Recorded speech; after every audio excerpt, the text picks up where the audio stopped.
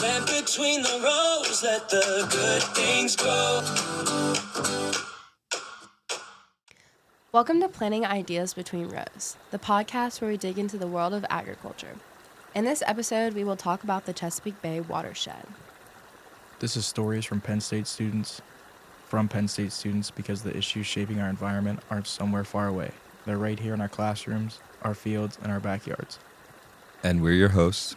I'm Ella. I'm majoring in agricultural and extension education with minors in international agriculture and educational public policy. I'm really passionate about how people learn about the environment and how communities respond to environmental challenges. I'm Quentin. I'm a wildlife and fish major. I care a lot about conservation, biodiversity, and how people protect the ecosystem. We are still supporting the people who demand on them. And I'm Andre, an agricultural science major with a minor in agribusiness management, and I'm interested in how agricultural systems fit into the bigger picture of sustainability, land use, and resource management. Together, we're a part of a student-led team in the College of Agricultural Sciences, working to make environmental issues real, relevant, and engaging for students. Not just something you hear about in class, but something you can be a part of too. So today, we're digging into the Chesapeake Bay watershed, one of the most protective and culturally important estuaries in the country. And one that Pennsylvania plays a huge role in protecting. So grab your coffee, throw in your earbuds as you walk to class. And let's dive into what's happening in the Bay, why it matters, and how we can be part of the solution. So let's get everyone on the same page first. The Chesapeake Bay is the largest estuary in the U.S., with more than 18 million people living in its watershed. And here's the key thing. About half the fresh water that flows into the Chesapeake Bay comes from Pennsylvania. So that means even though we're not standing on the shores of the bay right now, we're still connected to it? Yes, Ella. Every time it rains, the Susquehanna River, which runs right through Pennsylvania, delivers massive amounts of water to the bay. So the choices we make upstream shape everything downstream. Pennsylvania has over 33,000 farms in the watershed.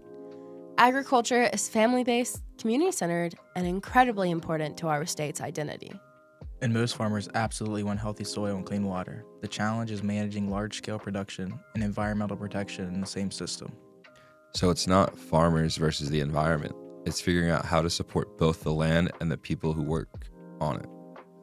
And honestly, as college students, we are a part of that conversation too. Yeah, like remember when we said we were going to go volunteer to help with stream monitoring? And then Ella showed up in full-on fly fishing waders. I stand by the outfit. I was prepared to collect macroinvertebrates like my life depended on it. You look like you're about to go join the Discovery Channel expedition.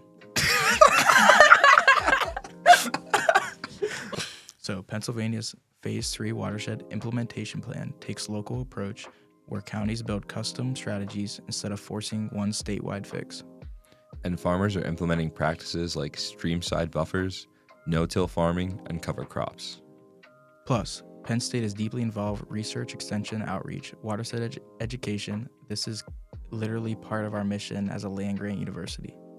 And community partners like Clearwater Conservancy and the Spring Creek Watershed Commission are doing on-the-ground work.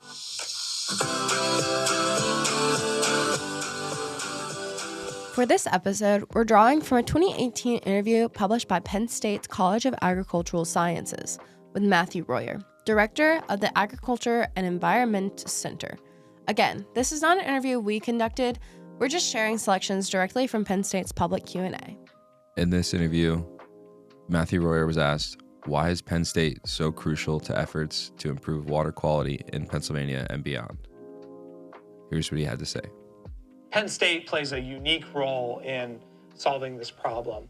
It's a challenging problem. It's often been called a wicked problem, which means that there's no clear one solution. It's multidisciplinary. It involves aspects of not only agriculture and environmental science, but engineering, politics, law, sociology, business management. So it really does span multiple disciplines. And as Pennsylvania's land-grant university with expertise across these many disciplines and coverage across the Commonwealth, Penn State is really uniquely situated to be an innovative leader and a facilitator of collaborative partnerships across these disciplines to help resolve this problem. In the 2018 Penn State interview with Matt Royer, he was asked how he arrived in his role as director and what kept him motivated to perform in this role as the director of the Agriculture and Environment Center. Here's what he had to say. I've always been interested in the environment. I grew up on a small farm in Pennsylvania. I was a creek kid. I was the kid who played in the creek and came home wet just about every evening. That always instilled within me an interest in the environment, the stewardship of our landscape, and led me to kind of my career within environmental law and policy, and now working to direct the Agriculture and Environment Center here at Penn State, where we're working with farmers and communities and landowners to steward their landscapes in a way that ensures clean water and clean rivers and streams. All those kind of things are exciting. They're different day to day, and they really keep me going and get me out of bed every morning and eager to do the work that we do at the Penn State Ag and Environment Center. In the interview, Royer was asked, why, as a Pennsylvania resident, should we care about the health of the Chesapeake Bay? If you enjoy watching your kids play in the little creek in your town park, if you enjoy going fishing on a Sunday on your local river, these are all reasons to care about water quality. And if we can clean up our own local rivers and streams for our own local benefit, that will in turn have a positive impact and help to restore the Chesapeake Bay downstream.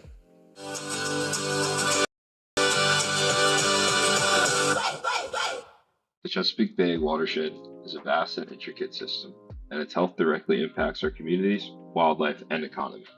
But how can our younger generation, especially students, make a tangible difference? Let's explore some exciting ways. One of the most impactful ways students can contribute is through hands-on restoration projects, particularly tree planting. Imagine transforming an unused schoolyard or a stream bank into a thriving forest. We've seen incredible success stories right here in Pennsylvania. For instance, at Carlisle's area school district, students helped plant hundreds of trees, turning a back 40 into a forested plot. These trees do more than just look good. They're environmental superheroes. They sequester carbon, provide shade to cool waterways, slow down stormwater runoff, filter out pollutants before they reach our streams, create crucial habitats for wildlife, and prevent soil erosion.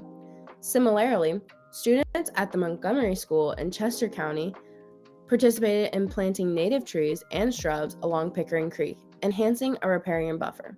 These projects offer real-world science lessons, connecting students directly to the health of their local environment and the larger Chesapeake Bay ecosystem. Another critical area where students can make a difference, especially those involved in 4-H and FFA programs, is through responsible manure management. Understanding how to properly manage animal waste is essential for protecting water quality. Programs like Manure Management Planning for Youth Animal Projects teach about manure composition, soil types, how plants utilize manure, and its potential impacts on water. By learning and implementing these practices, students ensure that nutrients are used beneficially on land rather than becoming pollutants in our waterways.